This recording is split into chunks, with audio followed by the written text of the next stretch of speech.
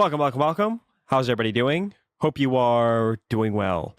My name is Andrew Kuhn with Focus Compounding, on air live with Geoff Gannon. Geoff, how's it going today? It's going very well, Andrew. How's it going with you? It's going great. We hope it's going great with everybody else as well. If this is the first time you're tuning in with us, thank you so much for joining us. Be sure to check out all of our content that we push out into the investing universe. The best way to do that is to follow me on X at Focused Compound. If you have a particular question or topic you would like us to go over exclusively on the podcast, we'll make one whole podcast out of it. You could send that to me at andrew@focuscompounding.com. If you're going to be in Omaha this year at the Berkshire meeting and would like to meet up, reach out to me at andrew@focusedcompounding.com. So in today's podcast, Geoff, we're going to be talking about things that look cheap to you currently, industries that look cheap to you. You had wanted me to pull up EBITDA multiples by industry this year. This is as of, my birthday, February 29th, 2024. And the thing that stood out to you, you were saying everything that is under 10 times is, sort of like insurance, banks, but then like airlines, supermarkets, really tangible things. So wanted to talk to you about that, home building, see what your thoughts are on that. Are these more things that are tied to the market cycle and the economy? What's going on here? And just see where, you're currently looking, where things are looking cheap to you. Yeah, so I got an email from someone, and I knew the person, so talking to them, I knew that there would be some ESG concerns, right? So in terms of some things that I might suggest, I would say, well, I could suggest that because I might know more about some U.S. stocks and things, and so I'd be like, what industries are cheap? I'd say, well, I'd suggest this, except it has this kind of bias to it. And the bias that I was noticing is, yes, ESG, it might be a possible explanation. But other possible explanations is old economy versus new, which was a much bigger distinction in the tech boom of the 90s than in later ones. And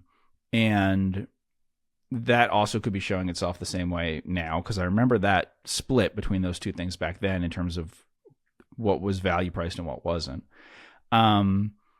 And then the other thing is that some of them are cyclical, but that may not be as big a factor because cyclical things that didn't seem tangible, or old economy, that wasn't helping to explain it.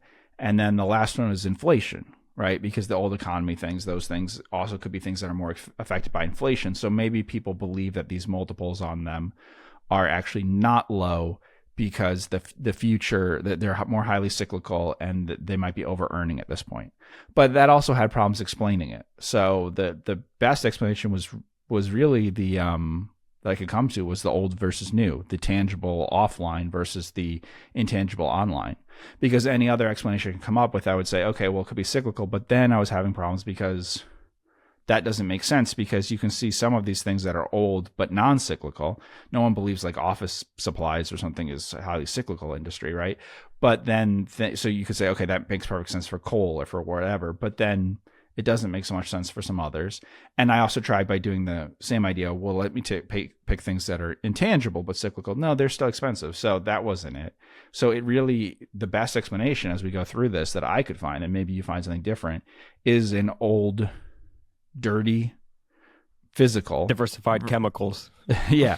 Anything that fits that bill, it's stuff that existed in the 1970s versus stuff that's been invented in more recent times and doesn't have much of an offline existence. There's a huge price difference. So we could just go, what are some of the industries here that you see the multiple is low on? And and I'll just read it across.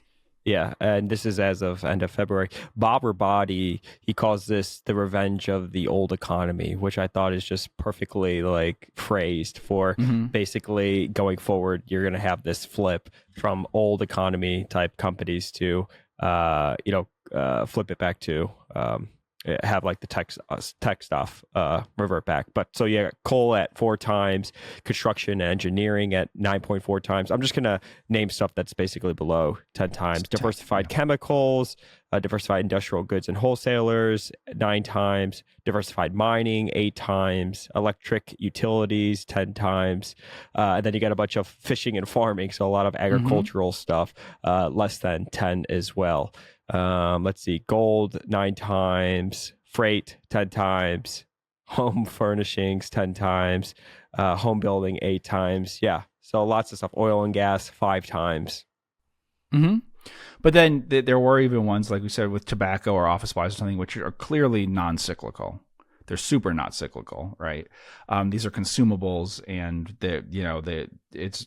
but they could be declining over time, right? So demand for tobacco could be going down at a steady rate, but all the time, and demand for office supplies could be going down over time, not by a lot, but it could be. So no growth to slightly negative growth. The same thing with the utilities things you mentioned. Like, again, that's not highly cyclical for utilities. I mean, wholesale things and stuff are, but retail things aren't. But it is possible that, there was like no growth in electricity stuff much before COVID. There might be some growth. I haven't looked at things recently. There might be some growth in the United States now with, there's certain things like, Bitcoin mining and certain applications of technology things like we're doing, talking about all the AI things and stuff. There could be non-retail sorts of things that are helping for demand for electricity that there didn't used to be. But putting those aside, it would be close to no to down, right? Or at least per capita, it's not growing at all. So that's another industry. So it's things that like people are consuming more of as a society as they go forward, seem to be very future oriented, right? Because like, okay, per person, in most of these industries, not all, most, we think we're going to use less of it, right? I don't know about home building and stuff, but let's say whatever you argue about coal, you think per person, we're going to use less coal in the future. But per person, maybe we're all going to use more Netflix in the future or whatever. You know what I mean? And so if you divide it that way of societal risks of, okay, tobacco down in the future, even I said electricity flat or down or whatever, but not the things that are expensive. That's all I could come up with. Now, there can be ESG things, which is the other theory here, right? Which is, okay, so funds, indexes, things like that. Sometimes there's exposure. I mean, like I was talking to someone, I said, look, like for us, there's an explanation for why some things are cheap, but people might not buy it, because I was suggesting a few things, and I said, actually, the 3 best ones I can come up with in this industry for you, there's a problem. You have to file additional tax things, which may be why they're cheaper, right? None of them are they're publicly traded, but they're not a C corporation. There was another industry where that was true too. So I was like, okay, but actually the very cheapest ones I can tell you that I think are cheaper than what someone would pay to acquire them would be not a C corporation. And that could be, for individuals, that's a huge deal, right? For institutions, maybe ESG is a big enough deal that it could actually be affecting the prices. What do you think? Yeah, no, I would say that's true. Just capital outflows. I mean, how would you explain things like shipbuilding 6 times, right? What does that tell you? Well, this is where it gets complicated because I mean, the economy is technically hot, right? So right. That's what's interesting. So it could be that things are over earning, right? And I thought about that, but there's somewhere I fundamentally disagree on that. So the market could have a different view than I do, but where I see problems with that is generally versus what they used to trade at, and past earnings things and stuff. I think supermarkets and airlines are pretty cheap, right? I don't think they're amazingly cheap, but I think they're quite cheap relative to the market. And they're somewhat strange from the perspective of thinking that they're over earning.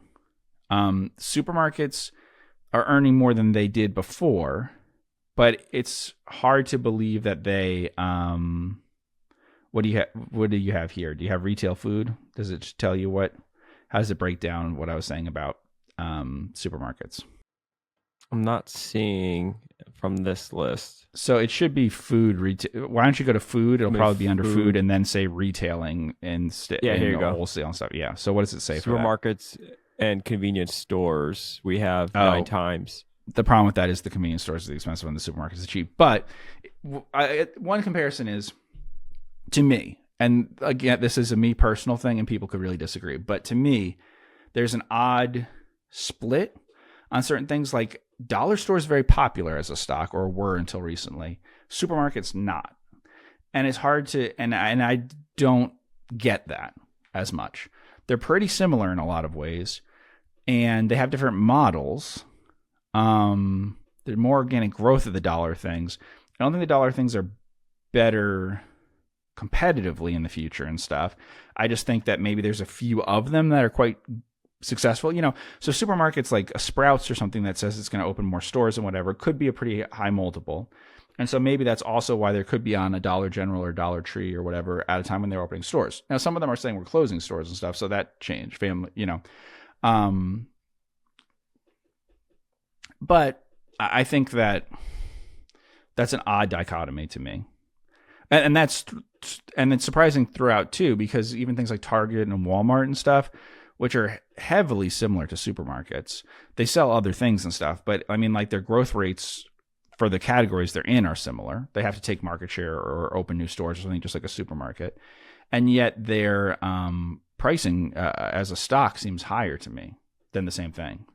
Kroger's not that cheap, so it could be that really big. I mean, the other thing I just think is that maybe there's more smaller supermarkets. There's not enough giant supermarket chains. So Kroger is the biggest pure supermarket publicly traded in the United States, and what's its market cap? Kroger, we're at $40 billion. Yeah. And Albertsons is one of the other biggest ones. But then you have Walmart and Target and stuff. So I think possibly it is also that there's some things that might have bigger market, bigger size,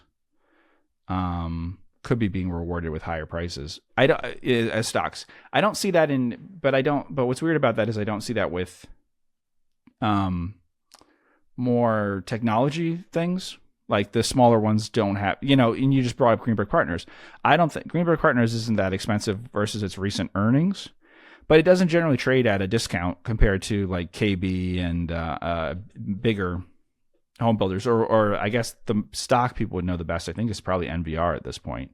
Like, for investors, that would be the one that's most famous to them. Yeah. So I don't know, but I noticed that with supermarkets, and they all have high earnings recently versus the past, but their margins could come down, but I don't know that their earnings will come down all that much, because if you look at COVID, that spiked their revenue, but their revenue is not going to come down because inflation will come down. But when they say inflation is transitory, they don't mean prices are transitory. Once the prices go up, they stay up. So how would you think about like Green Brick Partners, right? So it's currently trading, at least on recent earnings, 8 times earnings. This is a company that we've spoken about before in the podcast. Mortgage rates are at 7.1. I think I saw a headline today, 7.1%, and mortgage demand has cratered. I personally am of the view that I think rates are going to be higher. I think the Fed is behind the curve, and inflation is much more sticky than they had anticipated, or maybe they did anticipate it, and maybe perhaps they I don't know. Maybe they just didn't want to raise interest rates for certain reasons outside of the Fed. I'm not sure. But like, expectations of interest rates are starting to change, with the expectation being that rates are going to be higher for longer, right? I think when we came into this year, Geoff, wasn't it 6 rate cuts this year is what was being priced in at one point? And I believe when the talks of interest rates starting to cut started happening a lot more, the market actually took off. So now you're kind of reversing that where we sit here today on the 18th of April. But how do you think about Green Brick, right? So it does look like it's trading cheap. Do you look at, is that cheap for a home builder? Mortgage rates are higher. The economy is still strong. Just kind of curious. I mean, there's still a shortage of homes in this country. So actual like housing demand hasn't really slowed down as much as I think people would have thought, with rates going from 2 to 7. And that's what's crazy about like these shortages, right? My uncle, he has a mortgage 2.5%. He's like, we're not leaving. We want to leave. We want a bigger house, but we have a 2.5% mortgage. We're not leaving. So it's just kind of interesting to see how that's going to play itself out over the next handful of years. Yeah, and in the United States, people can have fixed rate mortgages, and they can keep them.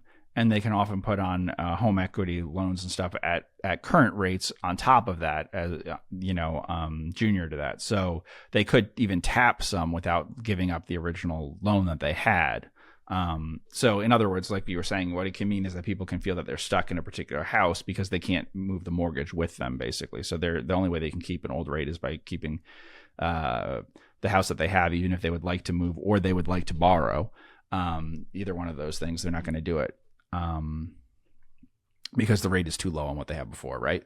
So the thing with green brick, right, is what you were just saying with the inflation. So we looked at it before, and I looked at what's the value versus what the land is and all that. And what it turned out, of course, is that this is what like a DCF or future or any stock analysis you do, right, is basically saying not what it is now, but what's the future going to be. And what was not put into the model that I was thinking is actually land will be worth 30% or more than I think it will be, because there'll be a lot of money printed and stuff basically during COVID. That basically the price levels will change and the amount of land and where it is will stay the same. And that's what happened. And if you knew that ahead of time, then you would have come to a very different conclusion and said, I should buy that. But I think you also would have come to the conclusion you should buy the supermarkets and stuff. Because if you knew that price levels of everything on the store shelves were going to go up by a lot over the next few years, then you feel differently. Right before COVID, there was deflation in the supermarket industry, right? And I don't know how bullish people were on housing before COVID happened. If anything, their rates had only been brought up slightly, and then there was worries about that and stuff. And everyone said, well, if rates really go up, it's not going to be good for housing. And I don't think that a lot of people saw house prices as a big thing about the future, way to make money and everything. And now they've held up remarkably well with higher rates, like you said. But some of that is thinking in terms of nominal instead of real terms. You know, I've said that, where I was shocked when I see what banks, insurers, tax authorities, etc., Zillow thinks my house is worth versus what I would think it should be worth. But when I readjust my thinking and say, well, actually, when I factor in how much inflation there's been since buying it, yes, on real terms, it is weaker. It should be weaker, but you're not seeing any decline in nominal pricing because of that, right? Because my thing is, look, I bought into a very hot housing market. It's clearly not. You can see the difference in terms of the supply and demand imbalance in the area. And so you're like, it can't possibly be priced the same way, but it is priced the same way in nominal terms, you know? Half a century ago, home building stuff wasn't as good, though, because wages were rising faster than land stuff in a high inflation environment at that time at some points. And that was the worst for them. So one thing that's tricky about this, and the Fed talks about this and everything, is it's not just that inflation can be high or low. It's that as inflation is higher, it is less stable. And so if you really look, when you average it out, you might say, oh, that decade had 5% inflation. But sometimes inflation's at 2% and sometimes it's at 6%. And you're seeing this as the cycle is going in terms of the economy. And it's pretty violent. And so if labor costs accelerate a lot and housing does not do well, it's not good for home builders, right? I mean, home builders are exposed in terms of everything else also can inflate. So they like it a lot when the asset value of homes and stuff is strong, but you're not seeing too much pressure on other things. And that's true for all the things we talk about. That's also when we talk about steel things or whatever, everyone thinks about the output. But at some point with a lot of inflation, you get problems with the inputs, right? And so the results aren't always good because although revenue is higher, you know, the margins are all over the place. It usually leads to huge instability in margins. Actually, we can see that with supermarkets probably. If you put in, well, we can look at home builders too. Do you have, let's just do a supermarket because they're normally very, very predictable. Let's do Kroger or any other one. If there wasn't inflation or deflation, their margins would probably be incredibly similar from year to year, their operating margins, right? But what do we have in the more recent years since COVID? Has that affected the margins at Kroger, the operating margins? So the operating margins have gone up, but no, it's kind of just been bouncing. I mean, I'll just read across right from 2015 onward. 3%, 3%, 3%.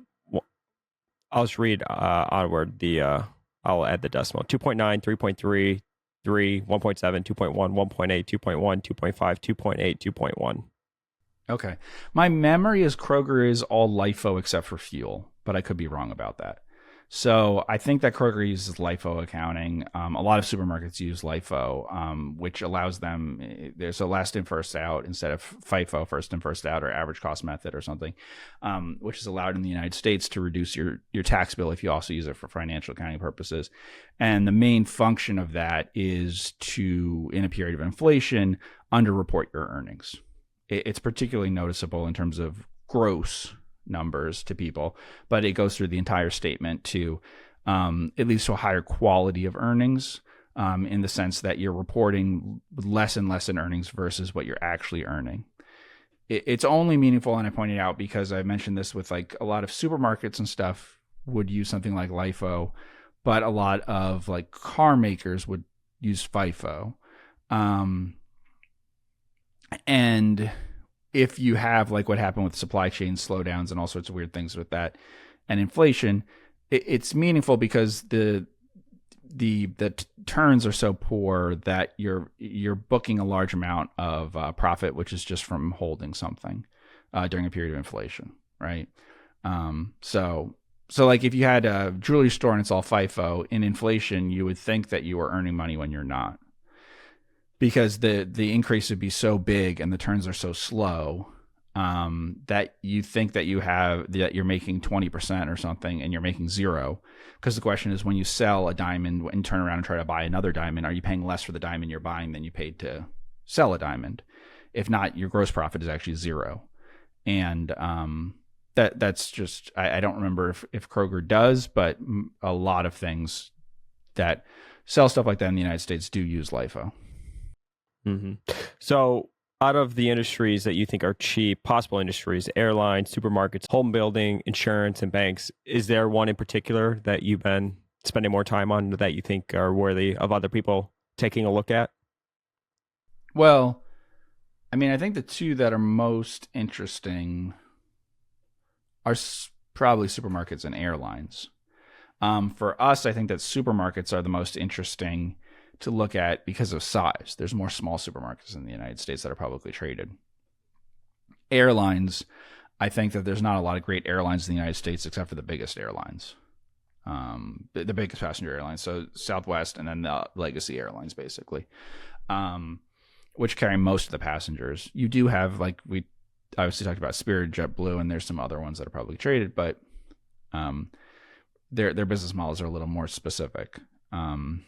So yeah, let's look at Southwest, for instance. Southwest is the simplest to look at because it doesn't have a big,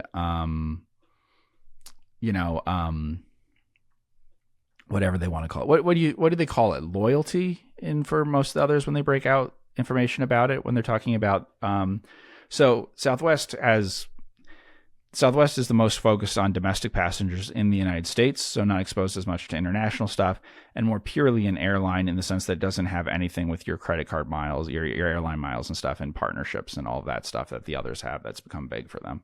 Southwest is very minimal in terms of offering you any sort of benefits to be a frequent flyer. Mm-hmm. So, I mean, if you look at, let's look at operating profit. Okay, so you're talking pre-COVID, some $3 billion in operating profit. Mm-hmm.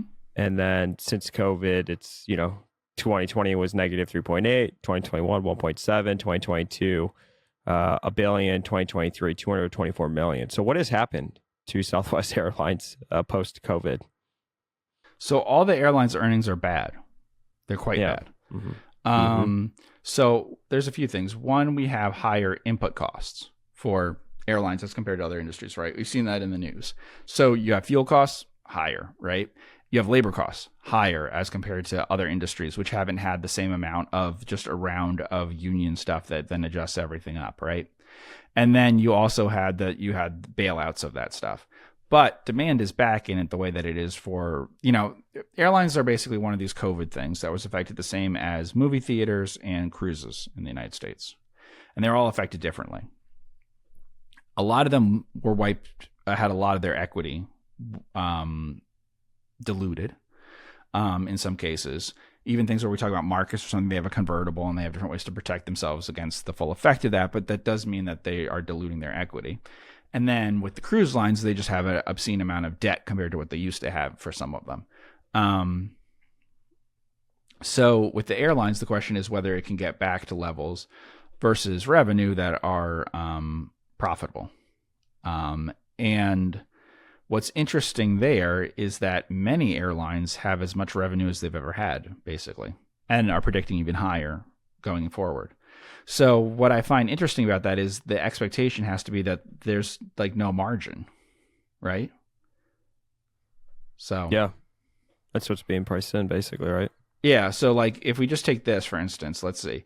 So Southwest, let's use pre-tax income, I think is what, 11.5% over the last 10 years. That's a median number, so it doesn't punish them for very low recent numbers. But obviously it was higher in all years pre-COVID, right? So it's a safe number to use because basically that number was that high or higher. Yeah.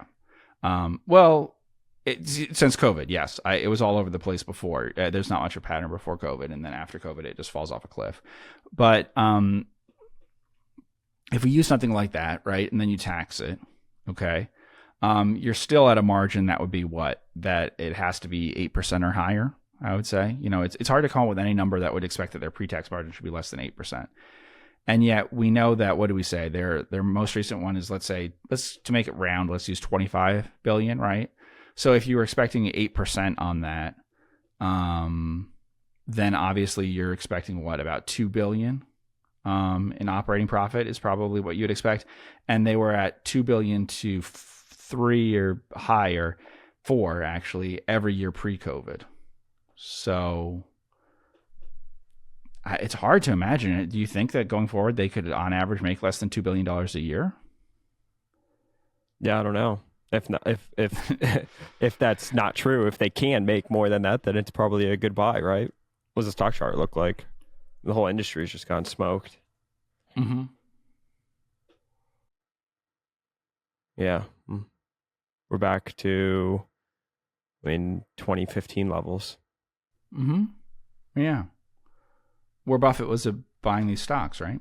2015, he was probably buying them. So it's fascinating to me that way. I don't know. One way to do it is to just say, okay, look, revenue. Do you think that people expect airline prices and number of passengers carried to decline in the future? I would say no. Okay, so then it's just a margin question. We can say no. Mm-hmm. Okay, Southwest isn't that complicated too. I pick it because, like I said, it's simple, but also from credit perspective and stuff, it should be the easiest because it owns more of its own things. It does have to take. It's not going to happen, but it was going to take a lot of possession of Boeing things to redo their fleet and stuff, and that's not going to happen at the pace it was before. If you put that out, their commitments to do that, it's very safe credit wise. So it's the least levered and most owning its own stuff and not exposed to a lot of leases and a lot of debt that comes due and stuff. So it makes it very simple that you'd say, okay, it's just United States, it's just passengers carried in the ticket prices, and then I have to apply some sort of margin to that. So how low would the margin have to go to make it cheap? So what does it say is the market cap in EV right now? Market cap is 17 billion, enterprise value 13 billion. Okay. And then I think, let's see. So if we do, let's see. Okay, so a stock would be cheap probably in the United States with current tax rates, or be fairly valued or not bad, if it was 12 times EBIT or less, probably. Because we'd say tax rates are in the right now, and we talked about maybe they could change in the future. But if we're talking 25% or whatever, then it's about 12 times. So we can just say, let's look at market cap. What we have in terms of market cap is we've got, because the EV it's not important with Southwest. So what's the market cap? 17 billion. Okay. Right. So I guess we could say if you think they'll earn less than 1.5 billion in EBIT, right? I think that then it would be, you could justify being called expensive today, right? So if we do 1.5 on, what did we say? We have 26 billion or something right now in revenue. In revenue. Mm-hmm. So a little less than 6%. So you think margins are now going to average 6%, and in the past they averaged 12? What do we have the EBIT average? Yeah. But that 12 includes COVID. What was the average? I mean, read across what the average years were for us in operating margin pre-COVID. So 2014 to, 2014 onward, 12.6, 21, 17.4, 16.1, 14.6, 13.2. 2020 was negative 42, 2021, 10.9, 2022, 4.3, 2023 was 0.9. Yeah, so we haven't talked about the different reasons why it might be that people think airlines won't do well for a while. The questions are, what can we come up with are reasons that they permanently won't do that well? But two, what we're trying to lay out here, and this is what I was trying to lay out with supermarkets the same way, is remember, like say with supermarkets and airlines, I think both fit this. Certainly Southwest does. They have a lot of stuff of a network that they put stuff through, right? So like there's a certain level of, we say, passengers and ticket prices with an airline that we're pretty sure of what those will be. We don't know how much profit they'll be on them, but we know what they'll be. And I think that's very true for supermarkets. They got a certain number of stores. The physical volume, if we could somehow measure that, it's not going to change a lot. We know how much physical stuff is going to come in and out of the store all the time. So the question is, how much is the margin going to change? And what I think with supermarkets, which is the same with airlines here, is for some of them, you have to start plugging in numbers that are below any numbers we saw before COVID. Because yes, their margin is odd now, but like, let's see. One that wasn't acquiring, Engels you could use, or we talked about Village before. You can use Engels, Ingles. Because that's different than Village, which is the one I mentioned the most.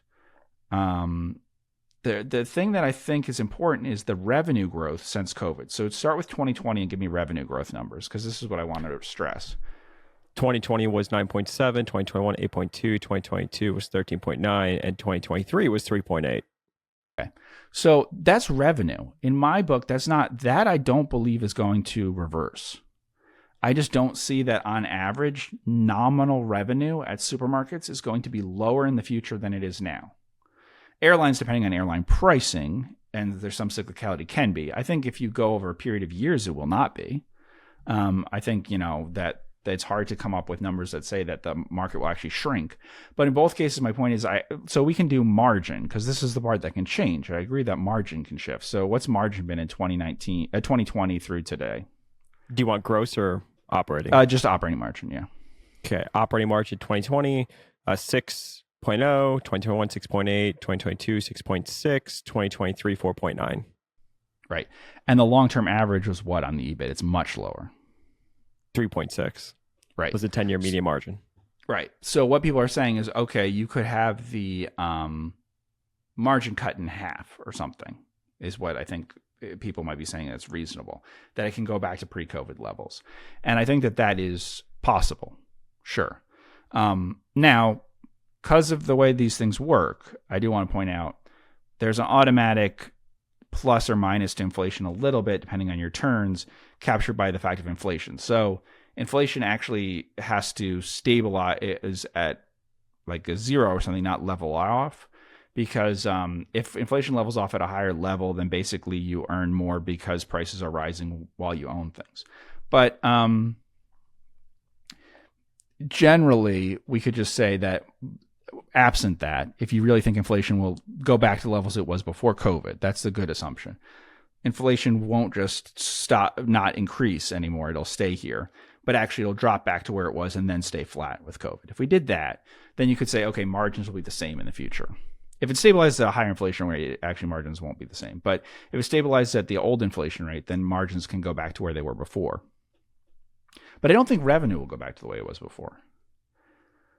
And that's what I'm stressing. So I just think it's interesting in trying to do this application to airlines and supermarkets. One way to think about it is, well, how far would their margins have to go down compared to what they were before? With the things like home builders and stuff, I guess you can certainly justify in shipbuilding or any of those things, right? We could come up with any number. Steel, you can tell me any number for revenue and I might believe you. You could say they'll sell less than they used to in terms of tons of things. You could tell me the price will be wildly different, right? But I'm trying to pick things that I think airlines and supermarkets, it's hard for people to imagine a huge collapse in transactions in the future, right? And the number of transactions. Or I think even with airline tickets, I don't think people expect the long-term average future price nominally to be lower. I don't think people are expecting that it'll be cheaper to fly than it ever was before. So if both of those things are true, it all has to come from pressure in the margin to explain the over-earning, because revenue won't go back down to pre-COVID. And even if you apply that to things, it's hard. The Kroger and stuff it works for, but both with airlines and supermarkets, the ones we looked at, even if I apply the full reduction in margin stuff, I'm not getting anything priced above 15 times earnings or something. And a lot of most all the market is over 15 times earnings. So I just find that interesting that you're expecting something to decline by that much. That it would all be pressure to margin. Yeah. Same thing when I look at Village or something, to go back to pre-COVID levels on margin, but revenue stays the same, might get you to 12 or 13 times earnings, maybe. Well, I want to thank everybody so much for tuning in with the both of us on the Focused Compounding Podcast. If you would like to send in a question to have it read aloud and we could discuss on the podcast, you could email it to me at andrew@focusedcompounding.com. Just put podcast question in the subject line. If you're going to be in Omaha and would like to meet up with Geoff, feel free to reach out to me at andrew@focusedcompounding.com so we can set that up. I thank everybody so much for all the support. Be sure to hit the subscribe button wherever you're listening or watching us, and we will see you in the next podcast. Take care.